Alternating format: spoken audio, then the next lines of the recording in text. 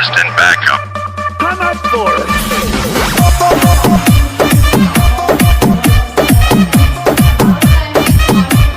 How India can move forward to become a sports forward nation, and we'll begin by playing a small video to set the stage for discussion.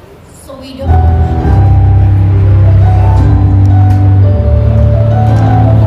When we aspire to host the Olympics, it means both an opportunity and a responsibility to make India an active, healthy, sporting and a world-leading nation. अभी qualify तो कर ही लेते हैं, mind में ये रहता है कि नहीं मेडल जीतना है या फाइनल तक पहुंचना है. I think the kind of attention WPL generated, I think that one in Indian sport belong to women's cricket. And the whole country needs to be involved in celebrating sport, not just celebrating Indian success. India is on track to becoming the premier sporting nation. The country's vast demographic diversity offers a unique advantage, positioning India as a global leader in sports and physical activity. The Sports Forward Nation Report, a joint effort by RCB and Sports and Society Accelerator, captures insights from the 2023 RCB Innovation Lab Indian Sports Summit powered by leaders and identifies 4 critical pillars for building a thriving sports ecosystem. Commerce, technology, performance, and societal impact. For Indian sports to truly thrive, we must inspire individuals to move beyond passive viewership and instead actively participate. From the policy framework, broad access to infrastructure awareness around the importance of sports for children, from a physical and mental health perspective, leadership and community engagement, these are all key. The report captures the dynamic growth of India's sporting ecosystem and outlines a clear vision for the future. At its core lies a transformative 10-step roadmap, a blueprint to unite stakeholders in fueling India's journey to becoming a truly sports-forward nation. By establishing policy blueprints, creating talent progression pathways, and encouraging private sector engagement, the Sports Forward Nation Roadmap emphasizes innovation and sustainability. It focuses on technology-driven solutions, sports entrepreneurship, and inducting physical literacy in education. By boosting nationwide participation, leveraging sports for social impact, and investing in sports science, we envision a thriving sporting future for India.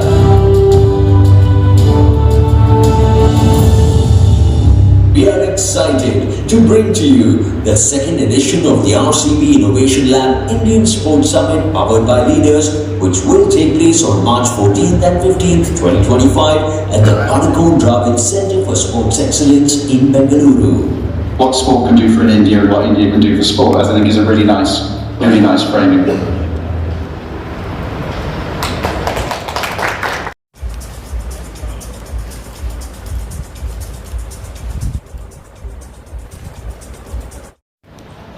Mandhana has been partner with SSA in getting this report up and running. Thank you very much. There was a lot of hard work which went in for a couple of months to get this up and running. If you look at Spark the Light in RCB, and we started to figure out what we can do. So if you look at sports sector in developed countries in UK, it contributes around 99-100 billion different companies initiative. Apart from that, what can sports do? Physical well-being. And we all know how sports can impact physical well-being of individual. If you look at India, the population is young, and by 2036, 2037, this population will start aging. But then how can this population by now can contribute to this journey of development in India? So one is that, how can this population be physically active and what is required to be done? And we all know how sports can impact mental well-being too. Every sports person, every individual who is active is mentally fit too. Third one is individual development. Individuals easily contribute substantial amount to the GDP of India. Now, what are 4 pillars? Just to touch upon commerce. We have got a flavor of commerce from IPL and WPL. Globally, we know media, 40% of global sports. Took up sport, I think played with your brother a little bit in early ages, to a point at which women's sport was perhaps still growing, till being now front and center of sport through the WPL. Talk us a little bit through that journey. I think firstly I'll start with whatever I heard, Rajesh and Joseph. I think was something really nice to hear. It's always good to see people investing in sport overall in India. So really positive signs for the country. I think as you said, sports forward nation. I think I'm really looking forward to it. And yeah, I think when I started, I think whenever we say that nowadays we sound old, but yeah, when I picked up bat and ball, it was more to just do with my brother playing and my father also had played. So to see, I wouldn't even talk about women's cricket. I think to just see women's sport evolve. Growing up, I think when I turned 10 and 11, I think the first time we heard of Sania Mirza becoming an icon, and we all knew that, oh wow, there's a girl in sport, and that really inspired us. Then few years down the line, we started hearing about Saina Nehwal, PV Sindhu, and it was also encouraging. And for women's cricket, I think in India, I think it's just been a journey from the time we started playing, in terms even for the Indian team, to having stadiums which were mostly empty to now filling out stadiums wherever we play as an Indian team or with RCB. I think it's just a good, brilliant thing to watch. And I think more importantly, as cricketers or as sports people, sometimes people misconceptualize thinking that we want equal stuff, or I just feel that what we definitely want is equal amount of respect. And I just feel in last 5 years, I think women in sport have definitely been in a place where people know, people appreciate us, criticize us, which is great. I think people are caring about women's sport, they are watching it. So I think it's a journey, and I just feel like more and more investments of this sort and right stakeholders taking right decisions for women's cricket and women's sport, it's only going to lead the way forward. So Smriti, I have a 9-year-old daughter and a 6-year-old son, and I couldn't figure out who was more jealous when I told them I'm meeting Smriti. What does it mean for not just boys but girls when more girls are playing sport? I think it's massive. I think I remember doing an interview 3 or 4 years back, and they asked me, what is your ultimate dream? And of course I said, oh, World Cup and all of those things. And then they said something out of, the cricketing field, and I thought to myself, and I said, the ultimate dream would be just passing by the road and watching 2 women's team play a gully cricket match. I think that would be my ultimate dream, because we see that so much. Guys play and all of that. Nowadays you see a lot more women participation in gully cricket as well. We see 2 or 3 girls playing with 10 or 15 boys, but I think the ultimate dream down the line would be just passing by in my car or anywhere, and I'm just watching 2 women team like playing gully cricket, no professional sport, nothing. They're just enjoying the sport. I think that would be really cool. And as you said, I think the amount of girls or college going girls or school going girls have come up to us in the last 2 or 3 years asking for a photo, or genuinely guys used to come a lot more before. In the last 2 years since the WPL has started, it's all turned at a lot of girls and people who I don't see them like they would be following a lot of sport. They come up to all of us and say that we've looked up to you, and for us actually that feels like one of the wins of our life, that we've actually inspired girls to watch sport or play sport. I think that's something, that's 2 ultimate dreams you would want to do. Wonderful, Smriti. Just from here, they have an inherent skill for speed. As Rajesh mentioned, there are tribal communities there who have lived in forests for long and been part of passively, actively hunting from last 400 years.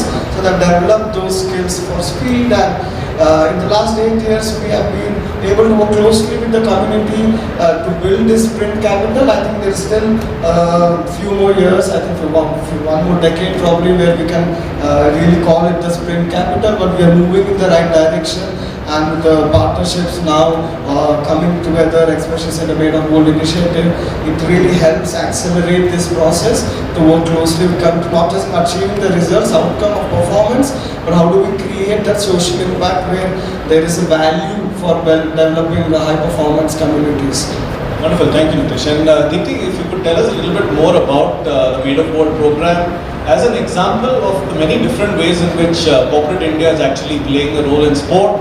What does it tell us? What have the results been so far, and how do you conceive of that partnership?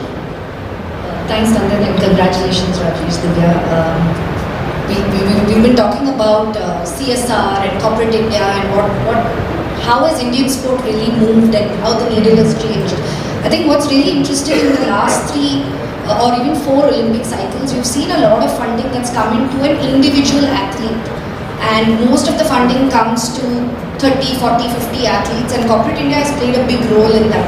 But what we're now seeing is over there is a lot of funding coming in, but your talent pool, if you're talking about 2036 Olympics, is going to come from academies, communities and the rest of India, not from the 30, 40 athletes we're putting all our money into. So therefore pathways are very critical, and a program like Made of Gold and RCB coming in and looking at communities, I think that is very special, because most of the time corporates also want to look at the top of the pyramid, right, where you get immediate success, somebody who's already been there, done that.